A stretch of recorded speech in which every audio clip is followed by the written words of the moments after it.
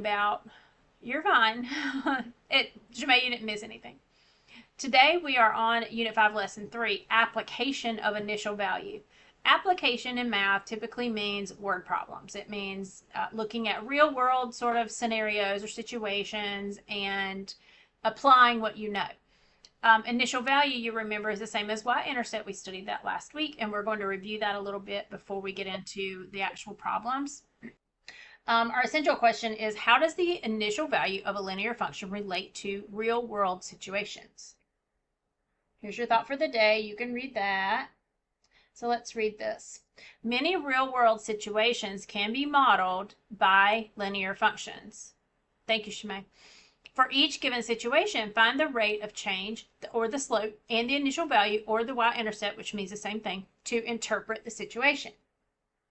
We can also write an equation to represent the situation. We are going to learn more about that later, but we are going to look at some equations today as well. So it's going to be sort of a challenge part of the question to write the equation, but we're mainly going to focus on slope and y-intercept today.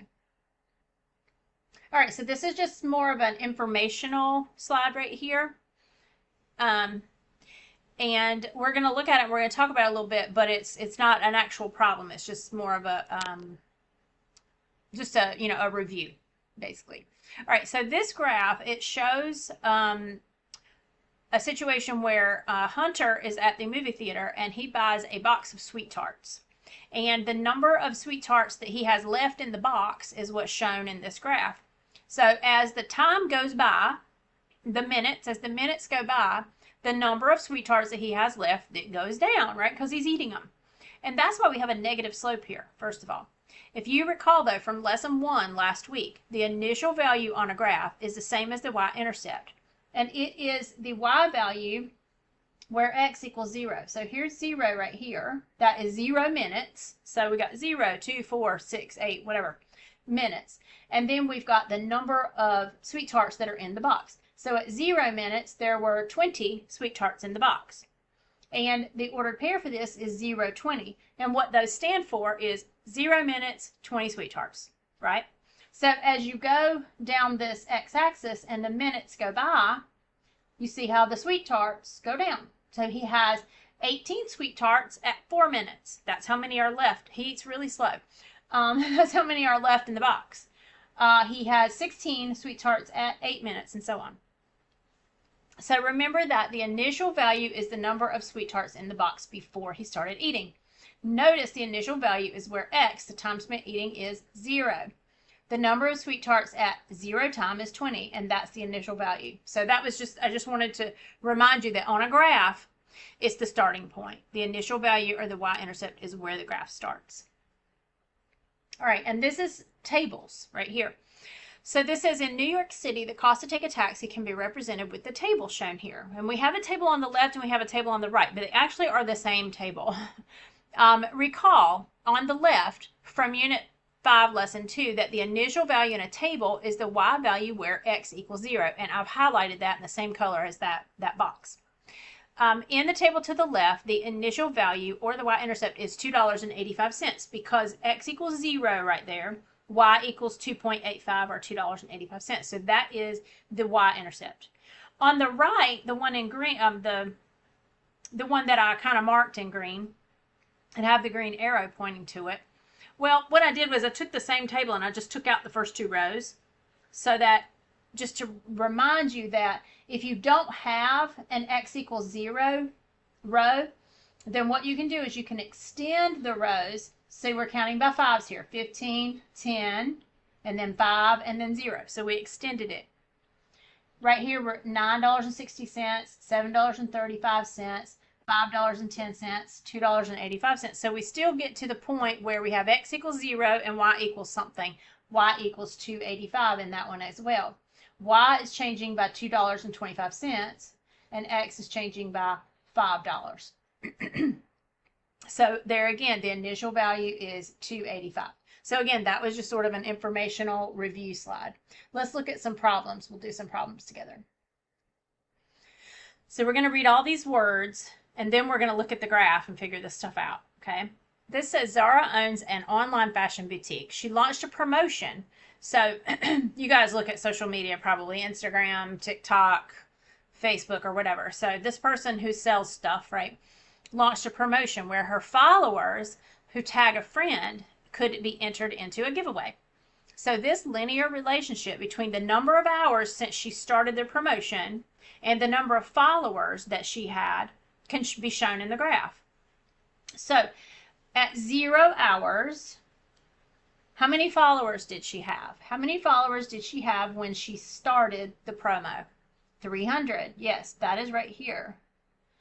So she had 300 followers at 0 hours. So that is the y-intercept. And this is the number of followers at the beginning. I need to use my text tool of the promo. Okay, so that's what that means. 300 followers at the beginning of the promo. Now we're asked to, this is the second question, but that's always what I look at first. I always look at the y-intercept first. Part A says find the rate of change and explain its meaning. Okay, so she had 300 followers at 0 minutes. My next clean point is right here. So 0 minutes, 300 followers. And this is 2 minutes. 2 hours, sorry. 2 hours. How many followers did she have at 2 hours? So if I go from the 2 up to the line and then over to where it matches on the y-intercept, it's right there. 400. Yep, so at 2 hours she had 400 followers. Well, we could create a table. If we wanted to do that, we'd do 0, 300, and 2, 400, like that. And then we do the rate of change for y is 100. The rate of change for x is 2, and these are both positive numbers because it's plus 100 plus 2. Okay, so my rate of change, my change in y is 100. My change in x is 2. I just need to simplify that using the clean points. Yes.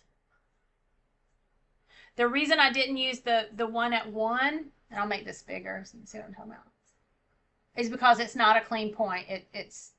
We could probably tell what it is, but because I didn't go right here because it's not a clean point. That's just easier to tell. And also we could do rise over run. Rise would be from 300 to 400 is 100, and from here to here is 2.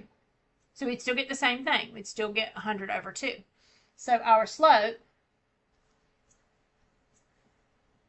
is 100 over 2, or 50. Okay, now what does that mean, though? What does this 50 mean? Anybody want to try? So it's 100 over 2, or 50 over 1. What do the 50 and the 1, it is the rate of change, but what does it stand for in this specific situation? 50 what? What is it? 50...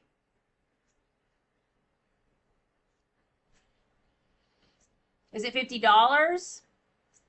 50 followers per 1 hour. Exactly. Yes, 50 followers per hour that she's gaining. Okay, so 50 followers per hour. Good, good. So that's what we're trying to do today. We're looking at the slope and the slope and the initial value, or the y-intercept, and we're trying to say, okay, this is what these numbers mean. This is what they stand for, or what they represent. Let's look at another one. Oh, I'm sorry, I forgot about the challenge. Can you write an equation, y equals mx plus b, to represent the situation? Now, remember, m is the slope, and b is the y-intercept. So, who thinks you can write a y equals mx plus b equation? Shemay, go ahead. The initial value was 300. Good. So your equation would be y equals 50x plus 300. 50 is the slope. 300 was the y-intercept, or the initial value. Good job. We're going to talk more about that tomorrow in tomorrow's lesson. So don't worry if you're not quite getting the equation part of it. Okay, this says, Sean recently went skydiving for his birthday. That is not something I think I would ever do. Anyway, the relationship between time in seconds and his elevation in feet, I think that's called altitude, in feet, y, is shown in the table below. So the time is x, The elevation is y. Okay. So I am looking, first thing I like to find is the y-intercept, the initial value. So what I notice right away is that I have an x equals 0 and I have a y that matches that. So my initial value is 12,500. So that's the first thing I'm going to enter here. What is that? What does that 12,500 represent? Is it dollars? Is it followers? What is it? Elevation in feet. Yep. So feet before leaving the aircraft, whatever it is. Whether it's a helicopter or a plane, right? It's his starting altitude. I like the word altitude better, actually. Yes, so that's where he was before he left the aircraft. Okay, let's find the rate of change and then we'll talk about what it means. Okay, so the change in x is pretty easy. That's a +2. The change in y, I want you to notice, this goes down, right? So from 12,500 to 12,150, that's less. So it is a subtraction, right? And yes, it is subtracting 350. So the change in y is negative 350. The change in x is 2. Okay. Negative 350 divided by 2 is negative 175. We can do that. What does that stand for, though? What does the negative 175 mean in this situation?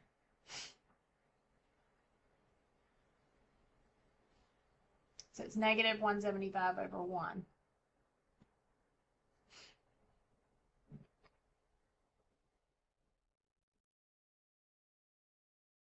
Well, he jumped out of an airplane or a helicopter, right? So what's happening? Elevation per second. Yes. He's losing altitude, right? Because yeah, it is the rate of change. He's losing altitude. Yes. At a rate of 175 per second. Okay, so I'm going to use my text tool here.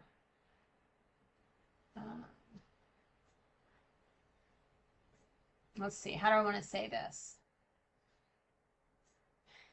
The slope represents the fact that Sean is descending at a rate of 175 feet per second.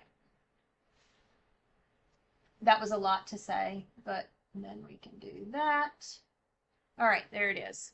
I love it. He is falling. Yes, yes, Hunter, exactly. He's falling at a rate of 175 feet per second. That's very scary to me.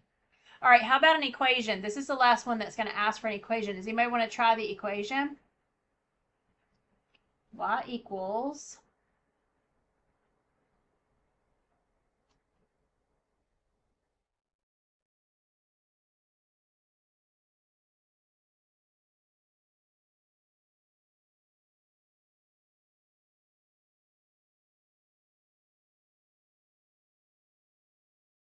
yes, negative 175 is the slope times x, and then plus 12,500 because that's where he started out. Yes. This equation is based on the info in the table. Yes. Well, and the slope. So this right here, this number that we found for slope goes here. Slope always goes there. And then the initial value, which is here, always goes right here. Okay. And again, we're going to talk more about these equations tomorrow. That's actually our lesson. Tomorrow is linear equations of a line. But some of you've been looking at these and we've been doing these equations all along and some of you are getting it. Okay. All right. This problem says Jim borrowed money from his uncle for a car repair. The graph shows the amount remaining that Jim owes his uncle. All right. So how much money did Jim borrow? How much money did his uncle give him?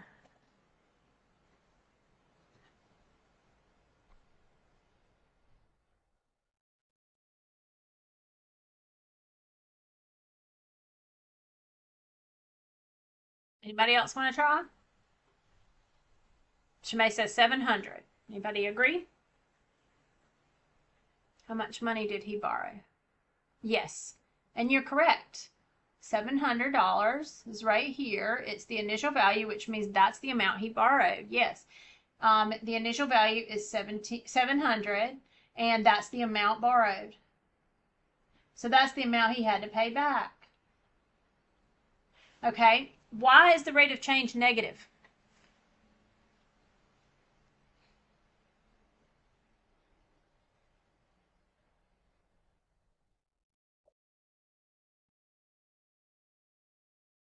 Exactly. Well, it does have a negative slope, but my question is, why is it a negative slope? Jasmine, you're saying it's taking away, right?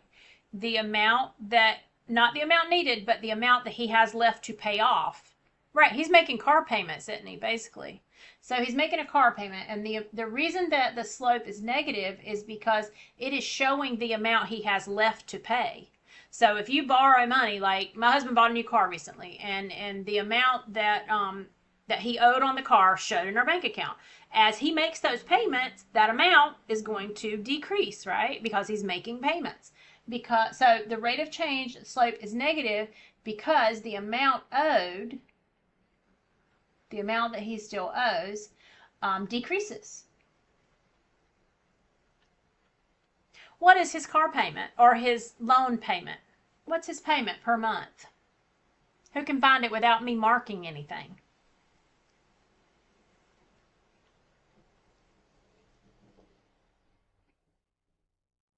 Let's see if anybody can find it. Let me make this bigger for you. So it's good. There you go. What is his payment per month? That's the slope. Jasmine, excellent.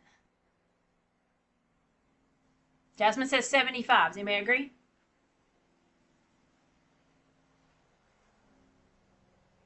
Yes, good. And what I would have done is I would have said, okay, here's a clean point right here. Here's a clean point right here. This one is 0,700. This one is 400. So if he's paying $300 every 4 months, well, that's $75 per month. And they didn't ask that, but yes, that is the amount that he's paying per month to pay his uncle back. Good. Okay. Next one. Robert pays for his family to go to the fair. He pays an initial entrance fee and an additional cost per ride as shown in the graph. Now this one's a little bit different. They give us some statements and they ask us to determine whether the statements are true or false. So we're going to go through these statements and determine if they are true or false. So if you want to put a T or an F in the chat for whatever you think, that'd be great. First one says the initial entrance fee is $15. Shemaine, no, you subtract the 400 from the 700. Let me show you real quick. Okay, so what I would do is I could set this up 0,700, just like I was making a table, and then 400. The difference here is minus 300, and the difference here is plus 4, right? And then, so negative 300 divided by 4 is negative 75. So the slope is actually negative 75 because that's the amount that it decreases every month. That's a good question. Okay, entrance fee. Was it $15? True or false? And yes, I see some trues. Good. True. Okay, the total cost to ride 8 rides is $24. Well, I'm going to go over to the 8 right here. I'm going to follow it up to the line. Look at that point right there. How much does it cost to ride 8 rides? Good, Shemaine, I'm glad. Scarlett, you are correct. That is false. That's false. How would we correct that statement? 8 rides. How much does it cost? 27. Because we just follow this over to the y-axis, and that's at $27. So 8 rides cost $27. The cost per ride is $1.50. Well, let's see. So I've got this initial cost right here.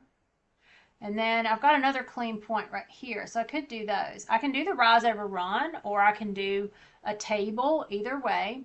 If I do rise over run, I have to be really careful though. Remember we talked about this the other day. The rise is not just one block. It's from 15 to 18. So this right here is not 1, it is 3, right? And then my run, these are counting by ones. So my run is 2. Well, that means the rise is 3, the run is 2. I could also do 0, 15, and 2, 18. Get the same thing, 3 over 2. What is 3 divided by 2 in dollars?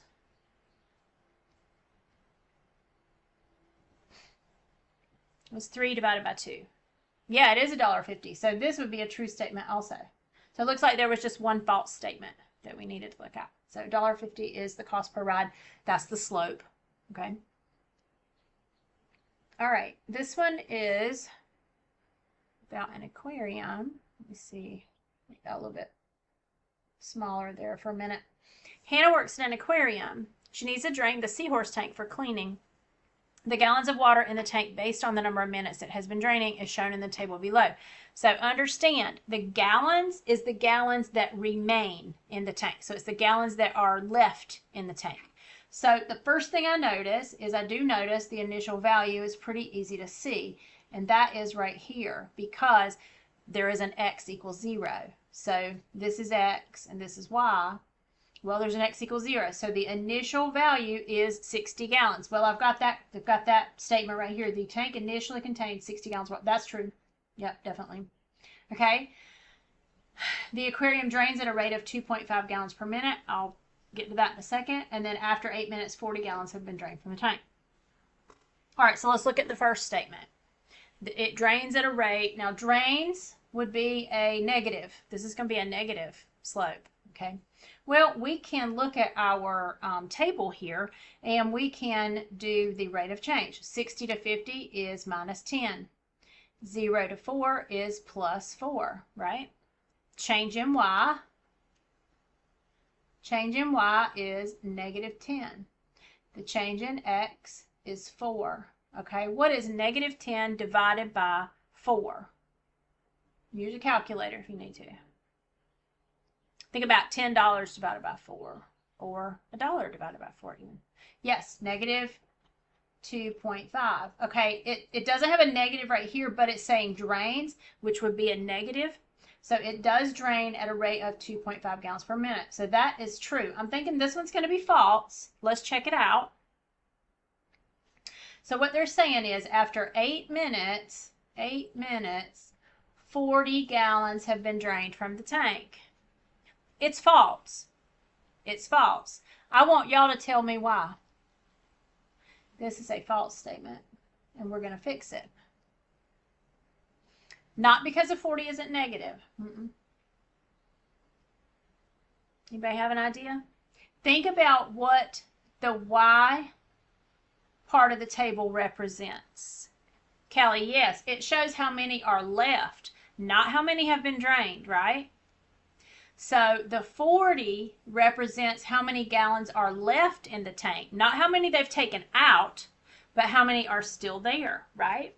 Okay, so we're going to correct that statement. 8 minutes, 40 are remain. Let's put remain. Now what I want you to tell me is if 40 gallons remain, how many have been drained? So we could also correct this statement and say how many have been drained from the tank. Does anybody know? Yeah, it's tricky. Yep. Yes, 20, because remember we are going down by 10, so 60 minus 20 leaves 40. So they had drained 20 gallons. Yeah, I like this problem, but it was a little tricky. You're right. All right, very good work on that though. Okay, so we're going to move on to a little bit different type of problem. We know how to find the slope and y-intercept of graphs and tables, okay? So what we're going to be doing is we're going to be comparing two different scenarios. And we're going to talk about, okay, which one's a better value or which one has more money, whatever. We're just going to answer some questions about two different scenarios. The first one is two bakeries. Okay, so Tish is going to order some cookies for a celebration, and she needs to compare the cost of two local bakeries. She wants, because she's ordering cookies for a bunch of people. Is it hard? This is not so hard because I feel like I can point out what I'm talking about. Yeah. So anyway, she wants to get the best cost. She wants to pay less money for the cookies because she's buying them for a bunch of people, right? Okay. So two bakeries here. One of them I highlighted in orange, Bakery A, and Bakery B I highlighted in yellow. So we're going to look at these two representations. We have a graph for Bakery A and we have a table for Bakery B. The thing that's really, really easy to find here on both of them, I think, is that initial value, which is their delivery fee. So they charge a delivery fee. So what does Bakery A charge as a delivery fee? Do you see it? They're asking which bakery charges a higher delivery fee. Yes, Bakery A charges $5. That's where their charge starts. Before you buy any cookies, you got to know they're going to charge you $5. So Bakery A charges $5. Bakery B, remember how to find the initial value or the y-intercept? Yes, from a table, look for the x equals 0. And Jason, you're exactly right. B charges $7. So which one charges a higher delivery fee? Bakery B charges a higher delivery fee. Okay. Let's look at the next question. Which bakery charges a higher price per cookie? So the cost per cookie, the initial value is the starting point. Yes, exactly. So let's look at, I'm going to make Bakery A little bit bigger because I'm going to look at this graph and we're going to try to figure out above that $5, what do they charge per cookie? So we're going to start here at the 5. And we're going to say, okay, for 2 cookies, what would you pay for 2 cookies above the $5? After the $5, what would you pay for 2 cookies? You would pay 10 total, but remember, you're paying 5 for the delivery fee. So after the 5, what would you pay per cookie?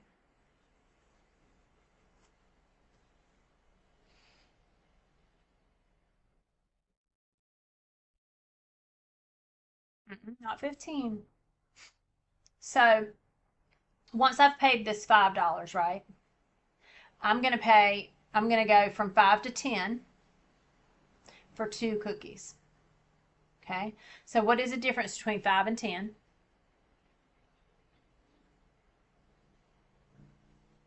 So I'm going to pay an extra what? An extra $5. Okay, so this is 5 and this is for 2 cookies. So above that $5 delivery fee, I'm going to pay an extra $5 per 2 cookies. Okay, so if it's $5 for 2 cookies, how much is that for 1? We're finding the slope, y'all. I just wanted you to see it without saying, oh, find the slope. Yes, $2.50. So Bakery A charges me $2.50 per cookie above that delivery fee, right? Okay. Bakery B, well, above the $7, I would pay, this is plus $4.50. It's hard to get in there. Plus $4.50 for 2 cookies. So Bakery B charges $4.50 for 2 cookies. How much do they charge for 1? How is it $2.50? Hang on one second. How much do they charge for 1 if they charge $4.50 for 2?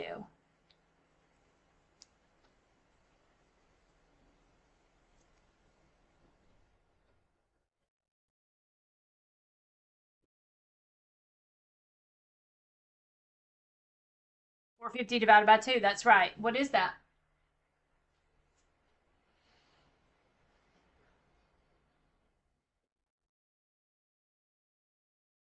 $2.25. Okay. So which bakery charges a higher price per cookie? That would be Bakery A. All right, now you were asking about why is this one $2.50? Let me show you.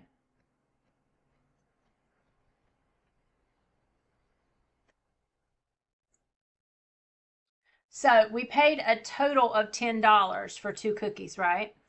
But what comes off of that $10 is that original $5. Okay, so we have $5 left that we're paying for 2 cookies. So $5 for 2 cookies is $2.50 for one, right? So we're basically finding a unit rate there, because we have to pay this $5 first, and then we pay $5 more for 2 cookies. Does that make sense? Yep, 5 divided by 2.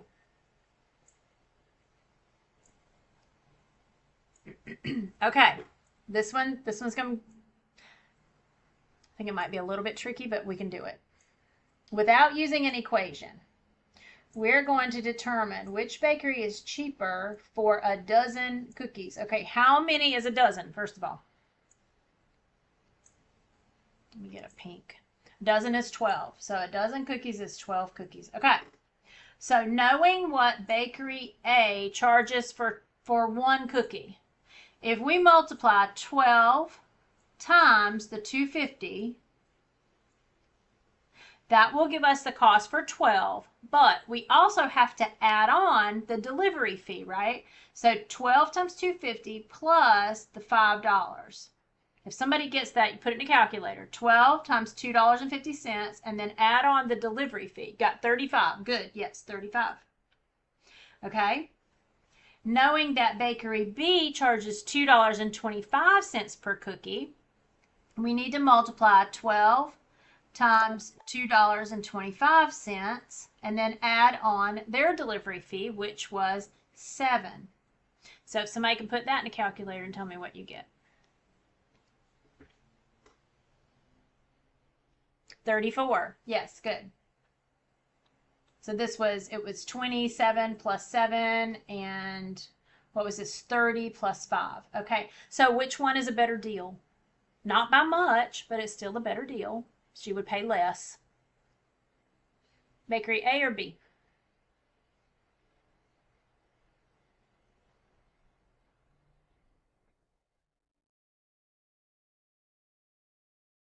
The 34. Yep, the 34. So this is bakery B. So bakery B is a better deal. Not by much, like I said, but it's still a better deal, and she's trying to find the best deal. Okay, this is our last one.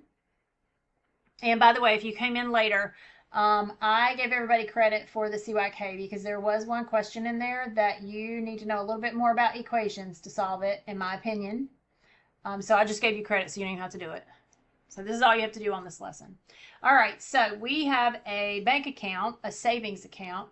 Sam has a savings account and his sister has a savings account, and we're trying to find out if these statements are true or false, okay? So Sam is represented by the table and his sister's represented by the graph. So the first thing that's always the easiest for me to find is the initial value, which means this is how much they started with. So at 0 weeks, Sam started with $10. So I'm going to make a note. Started, this is initial value. Sam started with $10. How much did his sister start with? Look at the graph and tell me how much his sister started with. 60, yes. So his sister started with 60. Okay, so is this a true statement? Sam started with less money than his sister did.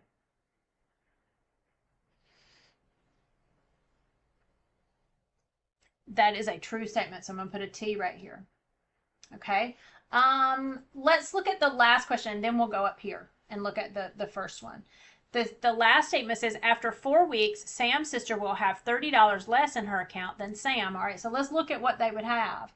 So right here, I see that there is a 4-week mark on Sam's. How much does Sam have after 4 weeks? How much money has Sam saved after 4 weeks? Yep, 150. So I'm going to put a note right here. Sam has 150. What about his sister? How much does his sister have? Let's see, 4 weeks is right here. So I'm going to go there. I'm going to follow it up to the line. Make a point right there. How much does his sister have after 4 weeks? 180. 180. Okay, so is this a true statement? After 4 weeks, Sam's sister will have $30 less in her account than Sam. That's right, it's false. So we need to fix this statement. How could I fix it by not even writing anything down here? What word could I change that would make this true? Yep, change less to more. Change this to more, and that would make it a true statement, right? All right, let's look at the Sam is saving more money per week than his sister. So how do I know how much Sam is saving per week? Well, on the table, I think it's kind of easy on the tables, really. On the table, if I look at the rate of change from 10 to 45, what do I add to 10 to get 45? Jason, you're right. I could change sister to brother, or change the Sam sister and Sam. Right. So what do I do to 10 to get 45? What am I adding? What's the change in y on the table? 35. Yes, 35. 35 to 1. So Sam's savings per week is $35. That's the slope, and that's what he's saving per week. So Sam is saving $35 per week. How much is his sister saving? Well, let's see. She started out at 60. And if I go to, let's see, let me make this bigger. Let's see, from 60 to this point right here. Okay, from 60 to 120. What's that change? 60 to 120. Yep, 60. Okay, and then this is 2 weeks. So $60 every 2 weeks is how much every week?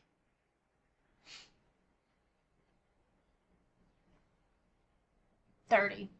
So that's $30 per week. All right, let me go back over here. So let's see. Sam is saving $35 per week, and his sister is saving $30 per week. Now, she started out with a lot more, didn't she? Start out with 60. Anyway, Sam is saving more money per week than his sister. That is also true. So there was one false statement, and we changed it to true just by changing less to more, right? All right. Man, I have good timing today. We're out of time, and we're done. That was our last one. Okay, so I like this problem and this one because comparing the two, I think, is valuable. It's a valuable lesson. So the rest of this week, we are going to be looking at those equations, that y equals mx plus b. Tomorrow will actually be an introduction to that, to the slope-intercept form. And then, so you'll have a lesson tomorrow and Wednesday, and then Thursday will be a Desmos lesson. So, all right, that's fine.